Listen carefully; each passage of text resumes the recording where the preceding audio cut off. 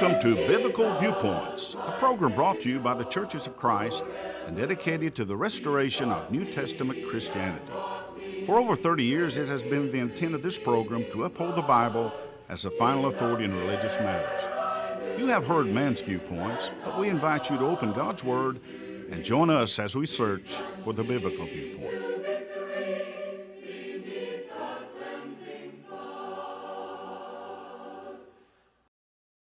Drew, I heard a comedian one time who said that Walmart had been considering adding to their one-stop shop for everything model wedding chapels. And so the punchline of the joke was, though, that they decided ultimately not to because the return lines were already too long.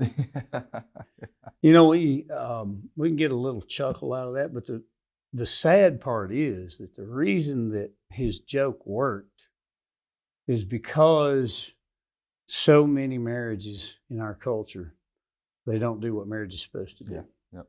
Yep. They don't make it to, we had a grief seminar some time back at C Street, and the brother that did that, he made a statement one time. He said, good marriages only end in one way, and that is the death of a spouse.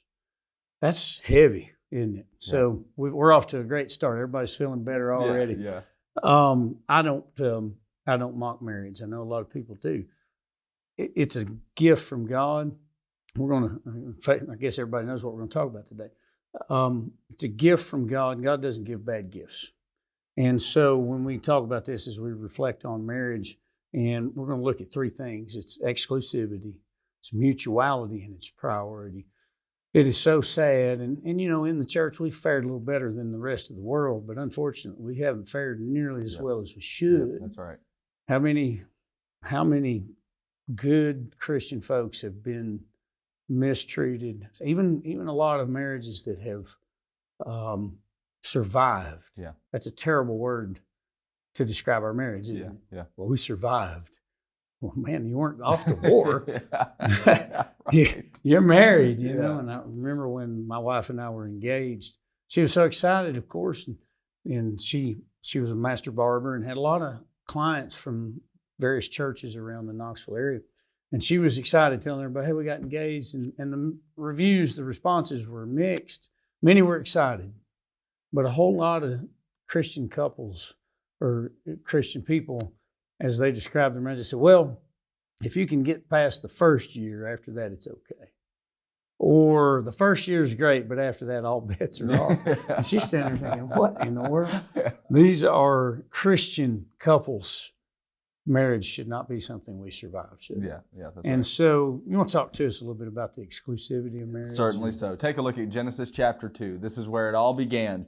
God creates you know the story. Days 1 through 6-ish, 7. Seventh day he rests. Well, on the sixth day, he creates man. And in surveying all of this, he finds out it wasn't information that God lacked, you understand. He finds out man doesn't have a helper suitable for him. And so, as the narrative unfolds, he takes Adam, man's rib, and forms woman. He had already formed Adam from the dust of the ground. Well, in Genesis chapter 2, dropping down about verse 18, God says it's not good for man to be alone. I'll make him a helper. And so, as I've said in verse 21, he performs the divine surgery. And it says in 22, God fashioned, this is Genesis 2:22, fashioned into a woman the rib which he had taken from the man and brought her to the man. Now watch what's said. This is very important. 2:23. The man said, this is bone of my bones, flesh of my flesh, one flesh union. One flesh union. That's the point Paul makes about it in Ephesians 5:30 through 32. And he says, she shall be called woman because she was taken out of man. Now this is important, 24. For this reason a man shall leave his father and his mother, and he shall be joined to his wife, and they shall become one flesh. And the man and his wife were both naked and were not ashamed. Now here's the interesting bit about the exclusivity of marriage. I'm thinking of at least two. Let me say one about the first. Two different cases in which marriage may not become exclusive as it should be. The first one is this. You've got intervening people. Maybe it's parents I'm sure that there's a reason that Genesis 2 brings out they should leave father and mother and cleave to the wife. You see, sometimes parents, or maybe it's the in-laws, they have these different opinions, different ideas, and they try to reshape the way that the marriage should go in their view. And that doesn't really make the marriage exclusive for the husband and the wife. And they're not actually making their own decisions anymore. And now the marriage is being controlled and dictated by at least in that scenario, a third party, if not a third and a fourth party. And now when you've got too many people coming in and offering their ideas, the marriage isn't going to develop the way it should. I remember I watched a movie a few years ago, a favorite of mine and my wife's. It's called Father of the Bride. And there's a second, and the sequel's not too bad either. Sometimes the sequels in movies get off. But in the second one, the wife becomes pregnant. And in the first movie, they were married. She and the boy got married. The second movie is about them having their first child. Well, they get into a dispute about her taking a new job. And I remember that she came over to her daddy's place, her mommy and daddy's place, and she's going to get advice from her parents on the matter. And not too long behind her shows up the husband. Now, in the movie, it all works out and everybody's happily ever after, as the story goes. But I remember watching that with my parents some years ago, and my mom insisted. She said to me, Drew, whatever you do when you and your wife get into a disagreement like that, don't you let her and don't you ever come back home. That's something to be settled between you and the spouse. And folks, listen to me. One of the best things you can do is work with your spouse in an exclusive way. Leave father and mother, leave friends, leave cousins, and work with you and your spouse for what is best for your family. That is the way, so says the Bible, that God would have it. Well, there's a second way in which marriage may not be exclusive, and this is even sadder, if that's even a word. This is more sad, I should say, than the first way. The first way being we could have influences trying to reshape the marriage and how it works. But there's an even more sad situation that might come about, and that is by affair or cheating. And one of the two in the marriage leaves the exclusivity of marriage. Now, there's a text in your Bible. If you can find it in your Old Testament, it's the book of Song of Solomon. Let's flip over there for just a moment and look at this. There's Song of Solomon 2, and I'll read verses 14 and 15 with you here in just a second. But let me say something about the structure of the book. If I've got it right, and I may not, this is a tricky little text, and just about everybody's divided on how to go with it, but everybody agrees on one thing at least. It's a big picture about love. It's a big picture about love. Now, whatever else you make of Song of Solomon, know this. Whatever this text is trying to say in Hebrew poetry, it's saying something about the importance of love. Well, we find this recurring mantra or theme or statement at least a number of times. This is 2:7, that the lady, the Shulamith girl in the text says in 2:7, I adjure you, O daughters of Jerusalem, by the gazelles or by the hinds of the field. Listen to this line. You do not arouse or awaken my love until she pleases. Says it again in 3:5. Says it again in 3:5. I adjure you, O daughters of Jerusalem, same little mantra. Don't arouse or awaken my love until she pleases. And then the last time it says it is there at the tail end of the text in chapter 8 and verse 4. 8 and verse 4, don't arouse or awaken my love until she pleases. Milton Terry is probably right to say that what we have is this recurring line which breaks up the book into 4 sections. Chapter 1:1 down then through 2:5, or 2:7 rather, 2:8 up through 3:5, and then 3:6 up to 8:3, and then the remainder of the text 8:4 and following.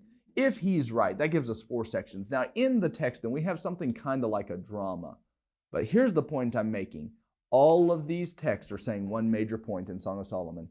Love should come on its own time. Real love should develop on its own time. 2:7, 3:5, 8:4. Now look at this on 2:14 and 15.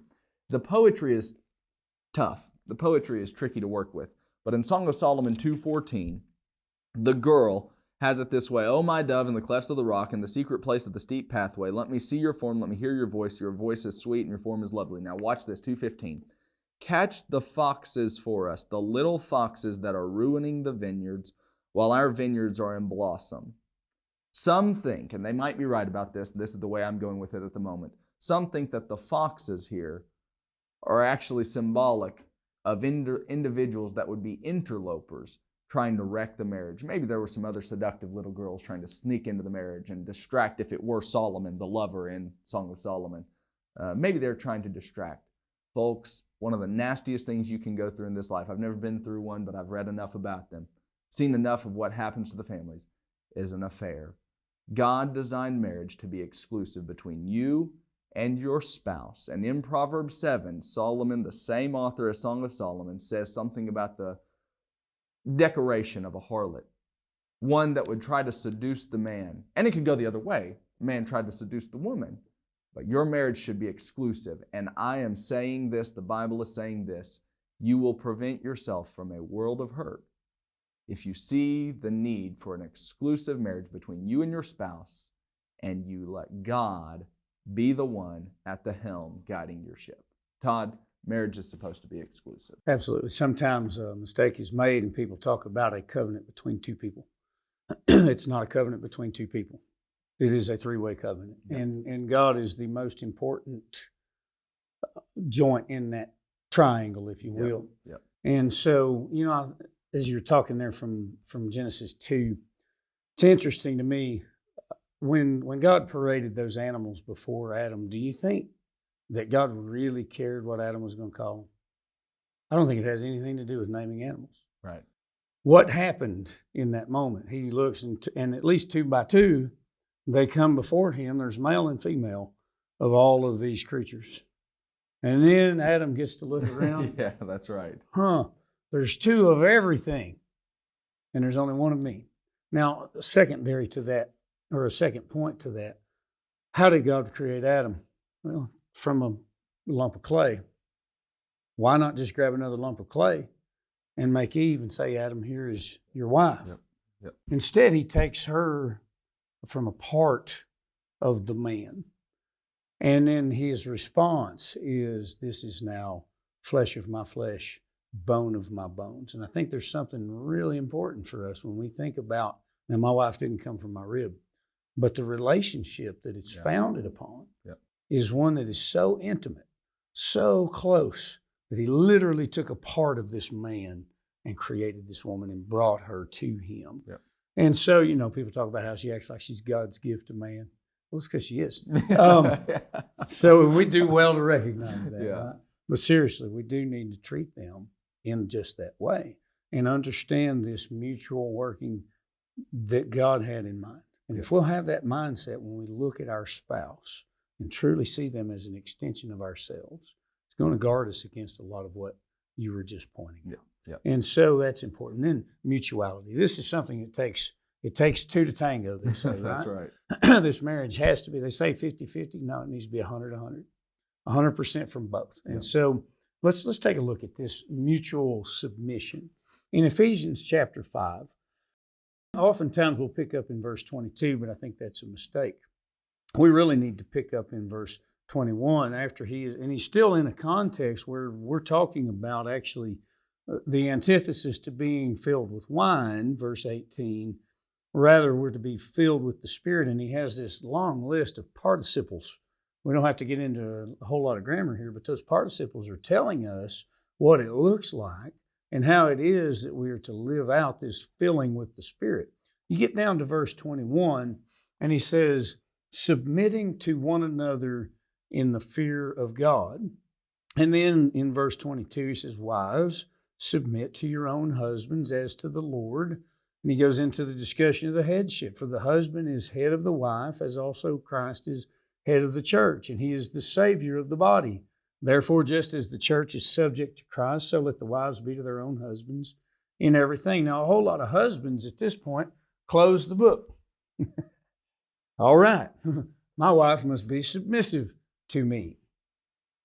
But that's failing to see the big picture, because what he's going to lay on the husband is a lofty aspiration and a very weighty matter that he requires of husbands. He says, then husbands, love your wives. Don't just love your wives, Love your wives just as Christ also loved the church and gave himself for her, that he might sanctify and cleanse her with the washing of water by the word, that he might present her to himself a glorious church, not having spot or wrinkle or any such thing, but that she should be holy and without blemish. So husbands ought to love their wives as their own bodies. He who loves his wife loves himself. For no one ever hated his own flesh, but nourishes and cherishes it, just as the Lord does the church. For we are members of his body, of his flesh and his bones. And then he goes back to where Drew began with this in Genesis chapter 2. For this reason, a man shall leave his father and mother and be joined to his wife, and the two shall become one flesh. Now, he brings this to a head. This is a great mystery, but I speak concerning Christ and the church. Nevertheless, let each one of you in particular so love his own wife as himself, and let the wife see that she respects her husband. This is not a matter of husbands having greater value. God does not value men over women. It's just not true, though he gives us different roles. And we've seen what happens when people try to do this differently. We can improve on his pattern.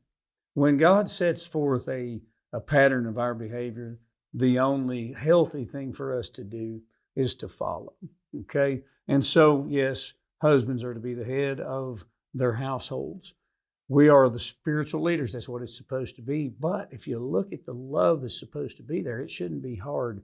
We husbands need to make sure it's not hard. It is not a difficult thing for our wives to follow us. Because if we will love them as Christ loves the church, it's not a burden to me to follow Christ, because yes, he demands things of me. Yes, he is the one that sets the agenda for me. But if I look at it, here's a challenge that I put to every would-be husband in premarital counseling. Go through the Gospels, line by line. Take a pad of paper and a pen or pencil and write down every selfish decision Jesus ever made. And I'll just go ahead and tell you the same thing I tell them. You don't need a pad and you don't need a pen or a pencil, because you can look as long as you want. And you cannot, nobody has ever cited the first example of a selfish decision that Jesus made. Every single thing he did for his bride. So I, as a husband, if I'm going to even attempt to live up to what God has called me to do, I'm going to have to forget about myself and make it such. And here's the thing, if we will take on his mindset, it was a joy for him to do that. And it can be a joy for us if we will just take on the mind of Christ. And if we do that, our wives won't have any problems following our leadership, because they're going to know that we have one purpose and one purpose only, to glorify God and to clear all the obstacles out of her way as she walks alongside us on our way to heaven. If we can do that, marriage can be what God intended it to be. What a beautiful thing, Drew, if we think about this. And the intimacy that is a part of this. You look in 1 Corinthians chapter 7, Paul is vehement.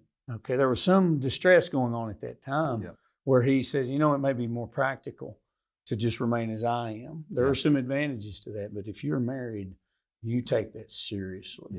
And you protect that marriage with everything that God would have you to protect it with. It is the most important human relationship we have, even more than with our children. That's a tough one. Because they're our children.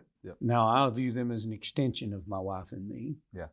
But nonetheless, this is serious business. And if everybody would do that, if we looked at the fact that this is an exclusive relationship and a mutual submission where we each look out for the good of the other, we'll give it the priority that you're going to talk to us about. That's right. And let's bridge from that then, thinking about how mutual it needs to be. This is going to send a message as to whether or not our marriage is a priority. You see two things that you brought out that I was just thinking, man, these are the 2 points. These are the ones in Ephesians 5. From the wife's angle, she is to submit. The text says that a number of times. She is to respect. But that is, as you pointed out, predicated on us as husbands being the ones that are selflessly sacrificial in the same way that Jesus was for the church. If we are not the husbands we ought to be, you can just nearly guarantee that the wife's submission and respect is not going to follow. And that then puts a severe, it's not a burden. In a way, you could say it's a burden. It's a load to carry, but it is a responsibility that we as husbands then have. And I'll say something about that here in a moment. Take a look at 1 Corinthians chapter 7. Thinking about the priority of marriage. Your wife is not going to buy, listen to me, fellas, your wife is not going to buy that your marriage is the number one priority in your life if you don't act like it. That's just the way it is, okay? That's just the way it is. Children can sniff out a lie quicker than anybody, so can wives. And if we are not giving our marriages the priority that they deserve, you can guarantee somebody who hears you say it's your priority, they're not going to buy it. And in 1 Corinthians chapter 7, let me show you this. Todd was telling us a little bit there in 7:1-6 about the mutuality of the thing. You need to look at that. You need to look at 7:1-6 and see how it's the husband giving himself completely over to the wife and the wife giving herself completely over to the husband. That's what makes marriage work. Like Todd said, it's 100%, both cases, both people. We'll take a look at this. Chapter 7, beginning about verse 32. Paul's writing about marriage. He says that explicitly in the context. 7:32, I want you to be free from concern. One who is unmarried is concerned about the things of the Lord, how he may please the Lord. But catch this, different here, 7:33. But one who is married is concerned about the things of the world. This isn't a bad thing. How he may please his wife. And it says in 7:34, his interests are divided. The woman who's unmarried, same thing.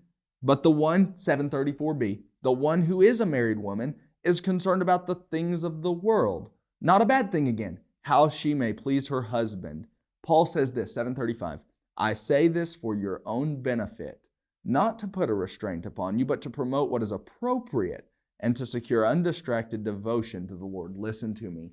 There is, like Todd pointed out, a present distress in this day where Paul is maybe giving some advice given the circumstances and some situations. But at the end of the day, Paul gets down to 7:32-35 and he says this. This is a distraction. If you're a married individual, you are distracted, rightly so though. And you ought to be devoting a good bit of your attention to your marriage. So, who all's involved in marriage? A couple of different people. First of all, it's got to be a scriptural arrangement. The Bible has this to say, it's between a male and a female. Second thing, it's between two people who are eligible candidates for marriage. And you need to spend some time in Matthew 19, especially Matthew 19 and 1 Corinthians 7, and see who all is eligible for marriage. Everybody is entitled to marriage at least one time. You need to see that in Matthew 19, Romans 7, 1 Corinthians 7. Then let me say something. Who all is involved in marriage? Men and women. Well, let's take a moment with the men and think about men, how can we show that our marriage is a priority? Well, look at 7 again. Look at 1 Corinthians 7 again. 7 and verse 33, the married man is concerned about the things of the world, how he may please his wife. I think we need to do another show or at least a series on this, don't you? How do you make your wife happy? You know, there's a good little book that I've read a number of times. My wife and I have read it a couple of times together. I've read it with some other couples. I've read it by myself. It's called His Needs, Her Needs. And while I may not give it a full endorsement in everything, there is a good bit of good in that book. Listen to some of the things he talks about our wives finding important. He talks about how they want family commitment. They want tender affection. They want to know that you care. That's affection. They want communication. They need you to take care of them, even physically, financially, specifically. And those are some of the needs that women have. Well, man, how are you going to show that she's a priority in your life, your marriage is a priority? You're going to have to be selfless. You're going to have to watch the romantic comedy instead of the war movie at night. You're going to have to go to a dinner that you don't necessarily favor. You may have to spend time with her parents. You may have to spend time with her siblings. And then she's going to need to know that you're committed not just to her, but also to her kiddos. And that's what you're going to have to show as a priority in your life. And folks, you get this, fellas. This may be tough, but this is how it is. You may just yet, you start to do those things, you may start to find yourself not just falling in love with those things, but falling in love deeper with that girl you fell in love with years ago. There's a second thing then. Women, what do you need to be? Submissive, respectful. We saw that in Ephesians 5. There's a good bit there. His Needs, Her Needs, Harley's book, has a good bit to say about that as well. There is intimacy involved. You need to be your husband's cheerleader. I'm not talking about a sexual way. I'm not talking about a lustful way here. I'm talking about that in intimacy. Listen to me. Your husband needs to be somebody you're proud of. You can't tear him down. You need to respect him. You need to submit to him. You need to be his recreational companion. And in 1 Peter chapter 3, some of you women watching may say, well, my husband's not that way. You know, in 1 Peter chapter 3, 1 and following, it says, wives, conduct yourselves in such a way that if your husband's not a child of God, you might just win him over by your manner of life, your conversation, and you might show him a whole new way of doing humanity. Marriage is tough, but folks, your marriage too can be great. Now we're getting ready to close the program. Let me say this. I don't know what your marriage is like. I don't know if you've ever been married, but I'll say this. Your marriage too can be great. And I'll say this. We've got people here at the Elizabethton Church of Christ. If your marriage has been in shambles, you've had a wrecked life, you've had a rotten deal. Sometimes you just get a rotten deal. That's just the way it is. But I'll tell you this. Christ showed his love for you, and he showed his love for me when he gave himself for his church. And your marriage can be great. And if you're going through it and you're down in the pits, you come out to the Elizabethton Church of Christ. We got people here that love you. They care for you. They want you to know not only your marriage, but your life as a service to God. It too can be great. And this is, as Jesus would have it, our biblical viewpoint. Hi there, my name is Bud Moorfield, one of the ministers at the Elizabethton Church of Christ. Now, we hope you've enjoyed the show today. Now, if you have questions pertaining to the subject of today's episode, or you would like to know more about God and his church, or the plan of salvation, you can just head on over to our website at elizabethtoncoc.org for our contact information and more. It will be a joy to get to know you and discuss the biblical viewpoint. Well, Todd, we've been talking about marriage, a number of different things about it. This time of year especially, there are some extra challenges that we as Christians, males and females, are up against. Are there any guardrails or anything we need to know as to how we should protect our marriages this time of year? Yeah, so, modest dress is a big issue. It's the sunny season, and people love to advertise, and they're doing good work at the gym. But anyway, I spend most of this time of year staring at the sidewalk or staring at the trees because I can't look out here because there's just so much eye candy. 1 Thessalonians chapter 4, verse 3 and following.